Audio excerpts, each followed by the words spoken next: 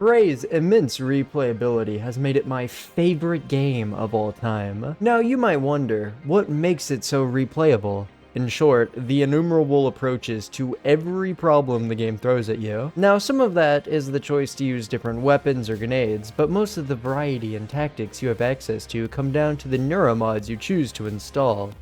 Wait, you probably have no idea what a neuromod is because this game sold like hot garbage. Neuromods are collectibles that serve as this game's progression system. One needle directly through your eye is all it takes to turn you from a weak, wimpy shrimp to an all-powerful lobster. But what if you went out of your way to never install a single neuromod and stayed as the little shrimp? And what if you also turned on the highest difficulty with all the survival mode options on? You would suffer. Again. And again. Like I did. Prey probably has the greatest intro sequence of any game I've ever played, but the voices in my head told me to climb through the ceiling and skip it. As soon as I entered the neuromod division, I started stealing everything not nailed down. And once everything was nice and looted, I set my sights on the gorgeous Talos One lobby. It's so peaceful. I think I'm forgetting something. Oh yeah, mimics! The game's most common enemy. These little bundles of eldritch joy can disguise themselves as essentially anything and everything in the environment. For example, that health pack lying on the ground, promising to heal your injuries, is actually just trying to eat you. Unfortunately, the first time you enter an area, most of the mimics have set spawns and hiding places, which limits a lot of the scariness factor for true gamers like me. Now, because I actually have to start engaging with the missions in this game, I strolled up to my office to watch a little video. A fun fact, this video is where you get the code to the safe I opened in the neuromod division. Unfortunately, Mom said it was my bedtime and turned off the router mid-video, so we have to head to the hardware labs to sneakily turn the Wi-Fi back on. I do lack the ability to focus thanks to my immense gluttony, so instead of being productive, let me show you how much this game rewards explorers by using my disgusting amount of knowledge to loot the best goodies in the lobby. Oh yeah, I should probably explain what all this stuff I'm collecting actually even does. Rapid fire weapon breakdown. The glue cannon is like the only reason this run is possible. Its obvious function is to freeze enemies solid, but you can also shoot your glue all over the wall and create staircases to normally unreachable areas. The Disruptor stun gun is literally just a stun gun, except it's not, and I lied to you. It's the premier damage dealer to any robotic enemy. Also, it makes one specific blob of evil actually manageable later on. Shotgun turns your enemies into a fine mist if you can get close, and the pistol, it tickles from any range. These two weapons are not equal. There are also various grenades. The Typhon lore lures Typhons, the ominous evils from the dark. The EMP charge funks up electrical appliances and enemies, and is almost always less useful than the Disruptor. The null wave transmitter turns off the Typhon's brain magic, and the recycler charge turns obstacles in your path into spheres that you can use to craft resources. And because Typhons are obstacles, they are also recyclable. Now that we're all on the same page, I'll finally head to the hardware labs to fix the video. This area introduces two lovely enemy types, the Operators and the Phantoms. The Operators will literally deep fry you if you don't stun them immediately, and those flames are not just for show. They freaking inflict the burn trauma, which reduces your max health, so don't let them hit you.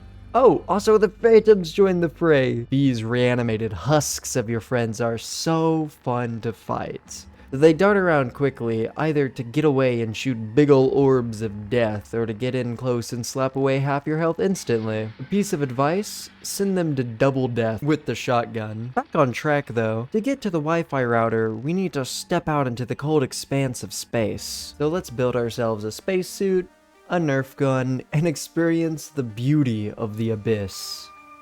Okay, that's enough of that. Let's just get the keycard to the computer lab from Dr. Calvino. Back inside, we get to fight another Phantom who, mogged me. I'll just pretend that didn't happen and run that one back. With our death avenged, we finally get the Looking Glass servers back online. By the way, this random mug unlocks a secret compartment. Servers are live, my meal is ready, time to watch some YouTube. Oh goodness.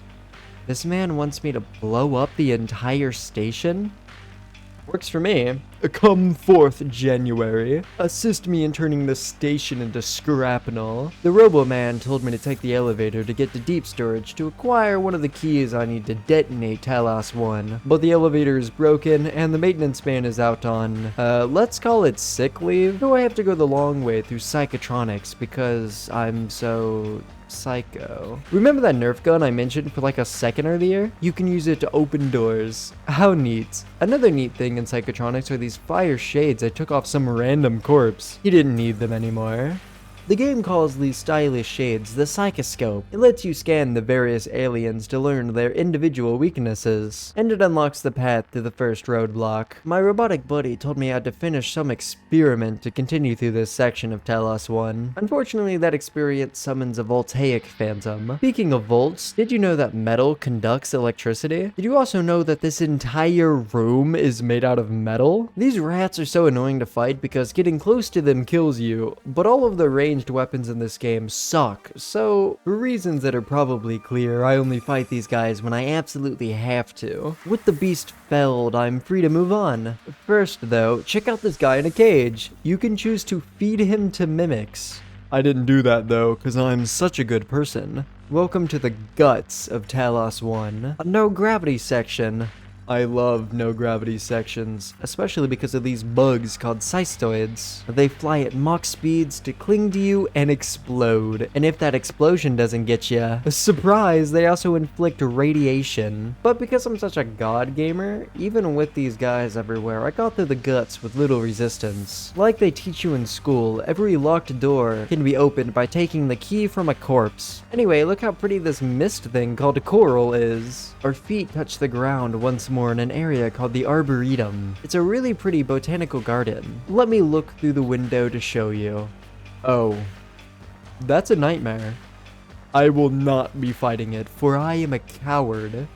Nevertheless, this is my favorite deck of the station. Not just because this is the closest to nature I will ever be, by the way. At the door of deep storage, I made the grave realization that it was locked by Danielle's show, and I have to go to the crew quarters to unlock it. Should be Shrimple. There were 3 things that I decided I needed before the crew quarters. I'll list them in increasing difficulty. Firstly, I went to the mostly uninhabited bridge and avoided the voltaic phantom to take the keycard to Jada Mark's cabin. There's a special toy in there that I want. After I left the bridge and swallowed my fear, I went to fix the elevator. This is the first time that you will meet a technopath. They corrupt turrets and operators, summon orbs of zappy damage, and have a disgusting amount of health. But I've been planning for this fight all run. I threw a Typhon Lord to distract his operator friends, and then tossed in a recycler charge to reduce them to atoms. Now for the big guy. Technopaths are usually a nightmare to fight, until you realize you can permanently stunlock them with a disruptor. Unlucky buddy, my massive brain was too much for you. Speaking of brain, the third thing I needed was back in the Arboretum. This greenhouse holds an important water pressure regulator and a telepath. They control minds instead of machines. Their main attack is firing homing orbs from a distance. They are really painful and annoying, but you really need to just let them try to snipe you, because if you get up close, they will unleash their blast of instant death. The best way to fight them is to use their flight against them. If you cover the blob in enough of your goo, it will plummet down to the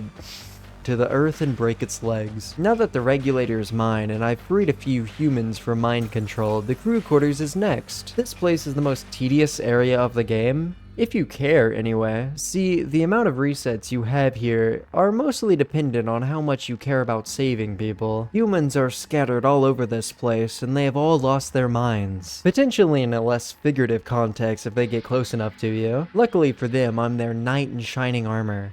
So I will go out of my way to stun them and then destroy the monster that controls their mind. But first, there's a special gun that will change everything.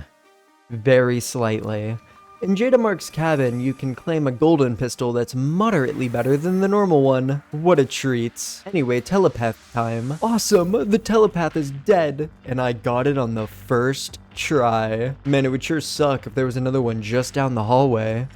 After inconveniencing myself to save even more humans and slay their captor, I meet a human who can actually talk. This is the chef, and he wants me to get a trinket from his bedroom, and he so kindly reminds me that the station is hurt and I should ignore the flashing. Strangely enough, the flashing is very similar to the disruption phantoms cause, and what a surprise, I have to fight my favorite enemy type again. We take the dumb trophy back to his chef, get led into the kitchen and use the pipe I took from the greenhouse to replace the water regulator, and my reward is access to his freezer. What I'm about to do may not make sense to some people, especially after how much I've gone out of my way to save the staff, but I blasted Luca right here. He is a devil, and letting him live would ruin my life. Real ones understand. In the freezer, I take an audio log that the woman who locked deep storage left for her girlfriend, and went to meet up with Danielle at the pool window. And there, she gave me the voice code I needed. It's too bad she's going to suffocate out there. Honestly, she is lucky. I almost had a much worse fate when I left crew quarters. There was a nightmare waiting for me. Thank you to the eldritch gods that made him too fat to fit into this room, so I could just camp here and wait for it to get bored and run away. As soon as I enter deep storage, Alex sends the entire station into lockdown. At least he reminds me that this is the safest place in the station. Thanks, bro. After dying a lot, I finally wiped out the Typhon and plunged into the zero-gravity data center, died a few more times, and downloaded my arming key. I'm still stuck in this sector though.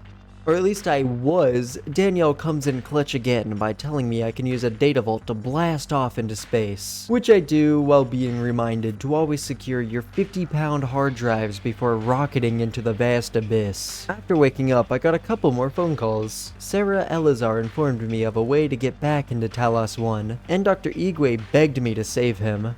Obviously I did that and used his former prison to climb into a darkness more horrifying than even space. Because in space there aren't like 10 phantoms. I ignored them like most of my responsibilities and... Wait, what? How did you get up here, Igwe? Actually, I don't want to know. I talked to Sarah, who asked me to slaughter the phantoms and turn the power on. That's a great idea. Sounds absolutely shrimple. I didn't exactly have a lot of supplies to exercise those beasts, but with enough resets, the board was wiped clean. Man, Sarah, I really broke my back to get that area clear. Oh, you need me to clear another area? At least she is willing to help this time, but I doubt the security staff will be as helpful as my best friends here. When everyone was ready, I opened the floodgates and let the monsters pour through. The EATs that I placed greeted them warmly. Or at least their barrels were warm after every single Typhon was eradicated. Get it? Because they're called Eradicator auto turrets? Please laugh. I pushed forward into life support alone while the security forces licked their wounds. This is where Mikhaila calls to also ask for help. Where are all of these people coming from all of a sudden? Nevertheless, I wouldn't just leave her behind. Although it is a struggle to just get out of the first room of life supports. I kinda am running a bit low on health and ammo, but that's nothing I can't fix by slamming my head into the wall over and over again. And my reward for overcoming that challenge? There's another nightmare down here. I found an unreachable place to hide and waited it out. After it left, I hopped down and died from fall damage. Let's go! I get to wait another 3 minutes doing nothing! I can't wait for my next wonderful reward. Another mandatory Technopath fight because the shithead locked the door. I didn't know going in how bad this fight would suck specifically, but me having almost no ammo didn't change my preset strategy. His robot servants got assassinated and he found himself alone with me. I cycled my disruptor and shotgun to wear him down and finished him with the pistol. Basically effortless. While moving on into and through the power plant, I finally accepted that I've made quite the mistake. Going into this challenge, I already had a lot of knowledge of where each Typhon will usually be and how to fight each species. So I have been taking each section of the station head on. But without neuromods, I use a lot more resources to accomplish that. And now I have no ammo, no healing items, and no bit. So we spun right back around and went pillaging. Everything not nailed down was melted into scrap and turned into ammo. I still am running light, so my approach to these problems have to change. It's time to be a coward and just run away. I will fight only when I have to, because for the rest of the run, I will just never have much stuff ever again. Not that that stopped me from getting through the coolant room and saving my damsel in distress, who isn't looking too good at the moment. Unlucky for her that we can't do anything about that thanks to the lockdown, but at least she offers a solution to my problem. To disable the lockdown, all I have to do is unplug the station and plug it back in. Surely nothing could possibly go wrong by doing that. So I did. And after fixing the broken bits in the reactor, the station was once again wide open. To Alex's dismay, at least he says I've earned a meeting with him, but this pit is also wide open, and several technopaths floated right in and helped themselves to the equipment. I can't be bothered to deal with that, so I painstakingly climbed up a broken elevator shaft and rejoined Mikhaila. She was content with her fate, reminding me that her medicine is too far away, and she doesn't expect me to risk myself to save her. But it's like less than 5 minutes away, so to her great surprise, I saved her. Now to confront my brother. Back in the Arboretum, I found the place packed with some of the most annoying Typhon in the game, so I used my patented strategy of running past to avoid the headache that they would cause me, and it didn't work. Because one freak show I've avoided talking about. This is a Weaver, my least favorite Typhon to fight, for 2 reasons. Firstly, they infinitely spawn my second least favorite Typhon to fight, the Cystoids. And if you try to attack them, they inflict fear, which causes your screen to fly off in random directions while the Typhon floats away to spawn more Cystoids. I go out of my way to not fight them, but if you ever want to get revenge for me, just use a null-wave transmitter to turn off their fear shield and go ham. After scaring the beast off, I traveled up to Alex's personal office to confront him. He baited me. Not only that, but he gave me the worst mission in the game. Scanning the coral in a confined room full of operators, weavers, cystoids, and a technopath. Actually, I don't want to do that yet. I decided instead to go back down to the lobby and talk to the people that decided my office is their new home. And to thank me for saving them, they gave me fetch quests I could do to further procrastinate the objective. But oh my god, I was punished for it. During my time going in and out of the Arboretum, quite a few Typhons flooded in, including 3 voltaic phantoms. I tried so many different things to try to get to the elevator, but these guys just kept overwhelming me. The electrical damage was almost enough to stop my heart IRL. Eventually, I just gave up on my goal to get to the lift. But the beautiful thing about Prey is that there are always multiple approaches to each problem. So I left through the airlock into space and floated over to Psychotronics to re-enter the station, and after the briefest of sprints through the labs, I burst out into the lobby once again, where I died a few more times because oh my god, what is happening here? But I did eventually get back to my office to finish those quests. After all that suffering, I finally had to rip the bandage off. The mission that took up an hour of my 8-hour run, scanning the coral. I entered this problem with no health, no healing items, and almost no ammo. But I did have a fair strategy. Single out the technopath so that I can pick off all of its friends one by one after. The issue with that is in space, zaps from these blobs and some operators turn off your weapons and your space thrusters. So if you get hit at all, you are going right back to your previous save. Eventually all of the monsters floating about were destroyed and I was able to climb into the service corridor that the coral nodes lie in. This place is special to the Typhon, and they have their most annoying tools here to stop me. I died to cystoids, operators, cystoids, cystoids, cystoids. I hate weavers. I lost a lot here. All of my healing, all of my ammo, even my precious golden gun. But I overcame. With patience and blatant save scumming. I floated as fast as I could in the void of space back to Alex's office to upload the coral data, but of course it wouldn't be so shrimple. I'm sure you've noticed by now that every time I make progress, Prey ramps up the difficulty. And now that we are so close to the climax, things get brutal. The new addition the game adds to make me hate myself is Walter Dahl, who interrupts the data upload and releases his military operators into Talos One. These are like the normal operators we've fought this whole time, except that they have way more health, way more numbers, and way more range. So obviously they're a universally loved enemy. So I went to the shuttle bay without delay, except I did delay by trying to confront Dahl directly down in life support. I never even reached him. Regardless, back in the shuttle bay I found out that Casper the operator was controlling the station from deep in the hardware labs. I went there and turned him into scrap. Walter decided to not waste his time with me after I avoided all of his traps and went straight after Alex.